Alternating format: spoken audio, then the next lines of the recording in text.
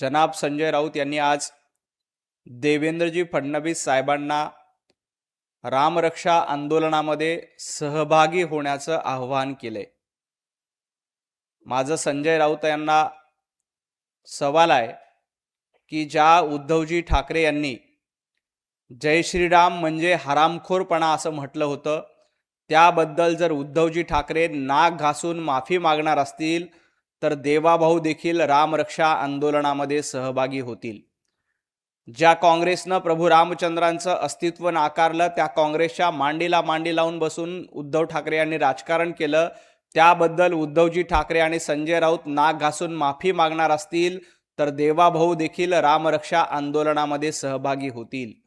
मुळामध्ये जनाब संजय राऊत आणि उद्धवजी ठाकरे यांचं हे प्रभू रामचंद्राबद्दलचं आंदोलन नाही, हे रामरक्षा आंदोलन नाही तर पक्षरक्षा आंदोलन आहे। तरी देखील देवेंद्रजी फडणवीस या रामरक्षा आंदोलनाला यावं असं संजय राऊत आणि उद्धवजी ठाकरे यांना वाटत असेल तर जय श्रीराम म्हणजे हरामखोरपणा आणि काँग्रेसचं रामचंद्रांचं अस्तित्व नाकारणाऱ्या काँग्रेसच्या मांडीला मांडी लावून बसल्याबद्दल उद्धवजींनी नाक घासून माफी मागावी। देवेंद्रजी या आंदोलनामध्ये सहभागी होतील।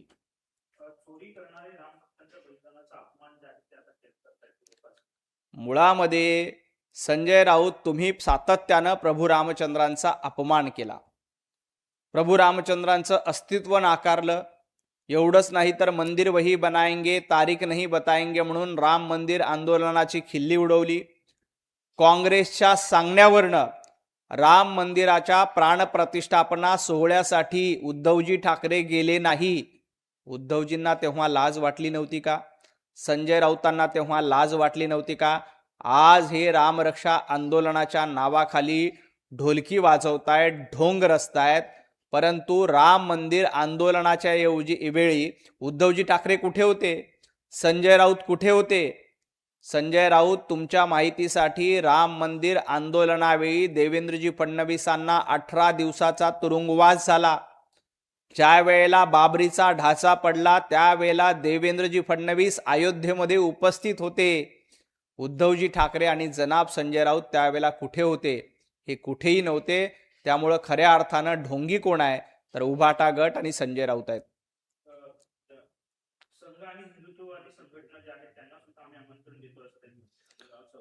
मुळामध्ये तुम्ही संघ आणि हिंदुत्ववादी उरला नाहीत, तुम्ही ढोंगीवादी झालेला आहात।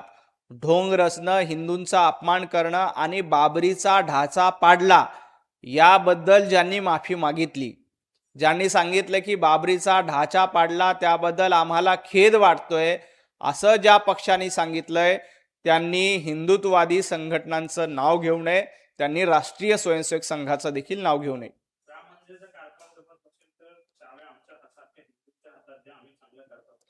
मुळामध्ये संजय राऊत, तुमच्या हातात चाव्या दिल्यानंतर त्याचं काय झालं होतं हे महाराष्ट्रानं बघितलंय।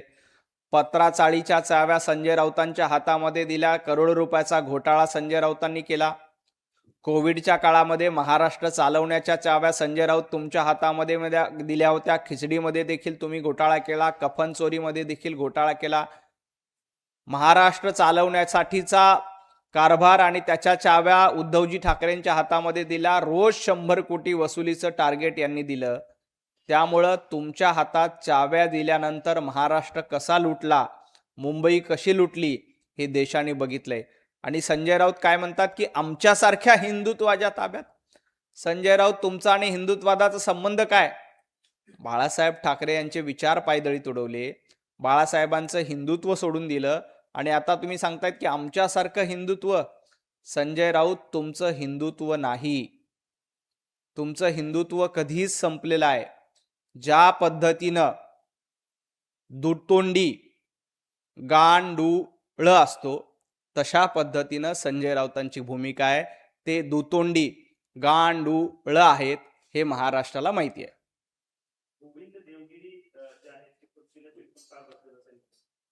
मुळामध्ये राम मंदिराच्या प्रकरणामध्ये जे कोणी दोषी असतील त्यांच्यावर कारवाई केली गेली आहे, अटक केली गेलेली आहे। ज्यांनी घोटाळा केलाय त्यांच्याकडे पैनापै वसूल केली जाईल, कुणालाही सोडलं जाणार नाही। प्रत्येकाकडनं राम भक्तांचा अपमान करणाऱ्यांनाही सोडलं जाणार नाही आणि दानपेटीमध्ये ज्यांनी अशा पद्धतीची चोरी केली त्यांना देखील सोडलं जाणार नाही. सरकार याबद्दल अतिशय गंभीर आहे. सरकारनं या प्रकरणाची गांभीर्यानं दखल घेतली आहे. तिथल्या ट्रस्टींवर कारवाई करण्यात आली आहे, त्यांना अटक करण्यात आली आहे आणि जेवढी काही राम मंदिराची लूट करण्यात आली त्याचा पायी ना पायी म्हणजे कवडी देखील सोडणार नाही, पायी ना पायी वसूल केली जाणार आहे. परंतु श्रद्धेच्या नावाखाली ज्यांनी ढोंग रचलंय, ज्यांनी ढोंगीपणा केला, अशांना या मंदिराबद्दल बोलण्याचा अधिकार नाही. कारण मंदिरांची खल्ली उडवणारे तुम्ही होतात, प्रभू रामचंद्रांचा अपमान करणारे तुम्ही होतात. आता आपला पक्ष संपत आलाय, पक्षाचं अस्तित्व संपत आलंय. उभाटा गटाची शिल्लक सेना आणि वंचित किंचित आघाडी होत चालली आहे. त्याच्यामुळं उभाटाला प्रभू रामचंद्र आठवले. इतके दिवस तुम्ही अकबर, बाबर, अफजल खान, औरंगजेबाचा उदो करत होतात. पक्ष संपुष्टात येत असल्यामुळं तुम्ही रामाचा धावा करतायत. परंतु प्रभू रामचंद्रांना देखील माहिती आहे की नौटंकीबाज कोण आहे, त्यामुळं रामाचा धावा करूनही काही उपयोग होणार नाही.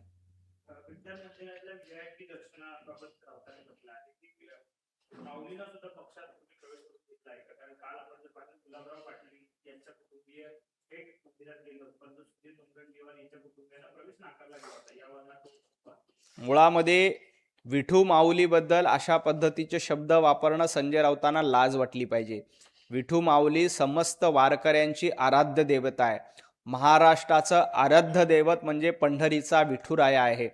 विठुरायाच्या बद्दल त्यांनी पक्षप्रवेश केला असेल, अमुक केला असेल, तमुक केला असेल. संजय राऊत, तुम्ही औरंगजेबाला पक्षप्रवेश करून घेतला, तुम्ही याकूब मेमनच्या कबरीचं उदात्तीकरण केलं, त्याचं सुशोभीकरण केलं आणि औरंगजेबाच्या दाढ्या, अफजल खानाच्या दाढ्या कुरळतात. तुम्हाला विठ्ठल मंदिराचं पावित्र्य माहिती आहे का? ज्या विठ्ठल मंदिराला लुटण्याचं काम अफजल खानाने केलं होतं, औरंगजेबांनी केलं होतं, तेवढा अपमान तुम्ही विठ्ठल मंदिराचा करतायत. मुळामध्ये विठू माऊली कुठल्या पक्षामध्ये प्रवेश केली असेल अशा पद्धतीचं बेताल वक्तव्य संजय राऊत करूच कसे शकतात? संजय राऊतांना लाज वाटली पाहिजे. हा वारकऱ्यांचा अपमान आहे आणि विठू माऊलीचा अपमान आहे. एक लक्षात घ्या, महाराष्ट्रात ज्यांनी ज्यांनी पंढरीच्या विठ्ठलाचा अपमान केलाय, विठुरायाचा अपमान केलाय, महाराष्ट्राने त्यांना धडा शिकवलाय. संजय राऊत, तुम्ही विठुरायाचा अपमान करतायत आणि ह्या समस्त वारकरी आणि महाराष्ट्र तुम्हाला धडा शिकवल्याशिवाय राहणार नाही.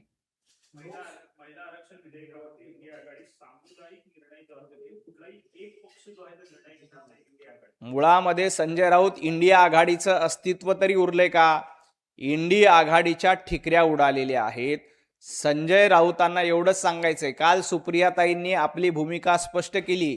इंडी अलायन्समध्ये काँग्रेस आणि उभाटा गट हे दोनच पक्ष शिल्लक राहतील आणि काही दिवसानंतर उभाटा गटाला काँग्रेसमध्ये विसर्जित करावं लागेल. इंडी आघाडी संपुष्टात येईल, उभाटा गट काँग्रेसमध्ये विसर्जित होईल आणि संजय राऊत काँग्रेसचे अधिकृत प्रवक्ते होतील. एवढंच आता इंडिया आघाडीमध्ये उरले. याच्या पलीकडे इंडिया आघाडीमध्ये काही उरलेलं नाही. महिला आरक्षणाचं विधेयक असेल किंवा डिलिमिटेशन विधेयक असेल, याला बहुतांश पक्ष पाठिंबा देत आहेत. सुप्रियाताईंनी देखील सांगितलंय की 50% जागा वाढत असतील तर आमचा या विधेयकाला विरोध नाही, आम्ही त्याबद्दल योग्य वेळी निर्णय घेऊ. याचा अर्थ असा आहे की सुप्रियाताई असतील किंवा बाकी पक्ष असतील, ते महिला आरक्षण विधेयकाच्या बाजूने आहेत. फक्त संजय राऊत आणि त्यांचे 2 खासदार, म्हणजे संजय राऊतांच्या पक्षात आता 2च खासदार उरलेत, संजय राऊत आणि 2 खासदार यांचाच या विधेयकाला विरोध दिसतोय. या 2 खासदारांनी विरोध केला काय आणि नाही केला काय, काहीही फरक पडणार नाही. महिला आरक्षण विधेयक 100% मंजूर होईल, यामध्ये काहीही शंका नाही.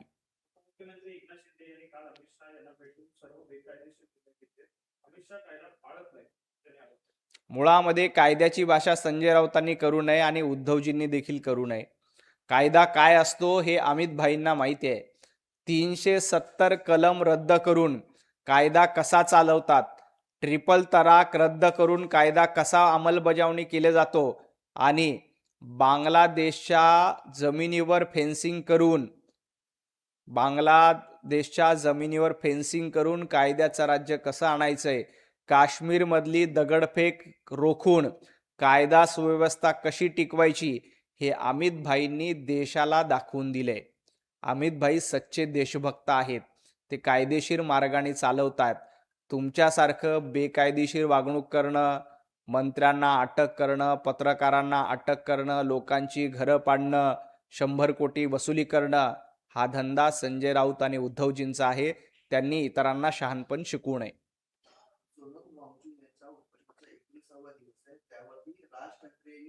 फेसबुक पोस्ट केली आहे, त्यामध्ये त्यांनी म्हटलेले आहे सरकारने सोनम वांगचुक आणि अंगची म्हणून एक जागा आहे तिथं बळी घ्यायचं ठरवलेलं आहे.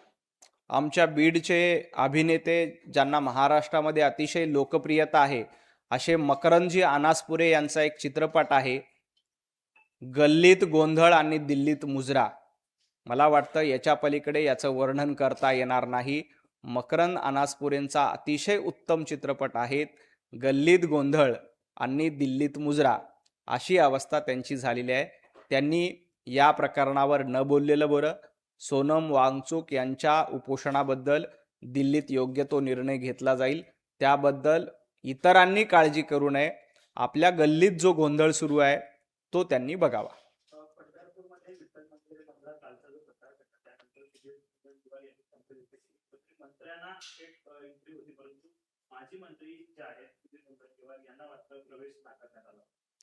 मुळामध्ये काहीतरी गैरसमजातून हा प्रकार घडलेला असेल, त्याबद्दल मला जास्तीची माहिती नाही. मी माहिती घेऊन आपल्याला सविस्तर प्रतिक्रिया देतो. खूप खूप धन्यवाद. दुसरीकडे उपसभापती सचिन अहिर यांना भाजप प्रदेशाध्यक्ष रवींद्र चव्हाण यांचा रायगड बंगला न देता सुनीती फ्लॅट दिला आणि त्यामुळे कुठेतरी सचिन अहिर हे नाराज झालेले दिसत आहेत. त्यांच्याकडनं एकनाथ शिंदे यांच्याकडे देखील तक्रार केली जाणार आहे. कुठेतरी महायुतीमध्ये वादाची ठिणगी पडताना दिसतंय का?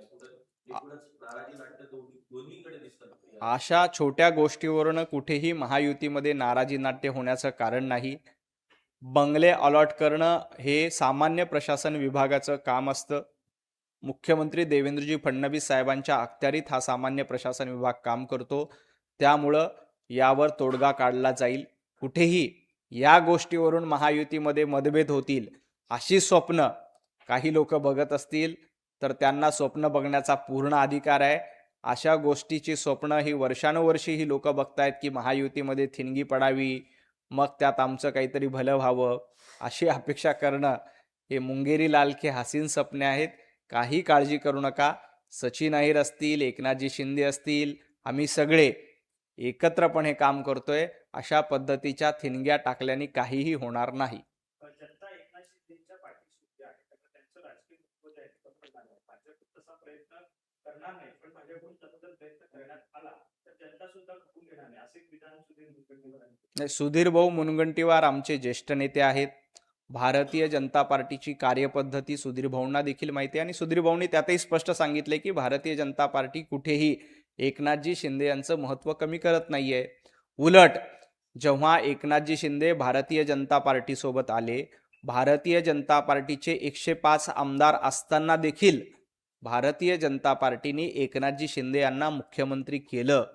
त्यामुळे कुठेही एकनाथजी शिंदे यांचं महत्त्व कमी करण्याचा प्रयत्नच येत नाही आणि सुधीर भाऊंनी देखील त्याबद्दल तोच खुलासा केलेला आहे.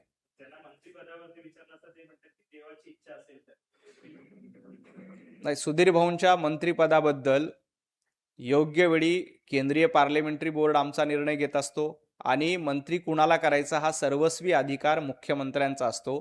तो मला वाटतं आपण मुख्यमंत्र्यांकडे अबाधित ठेवला पाहिजे.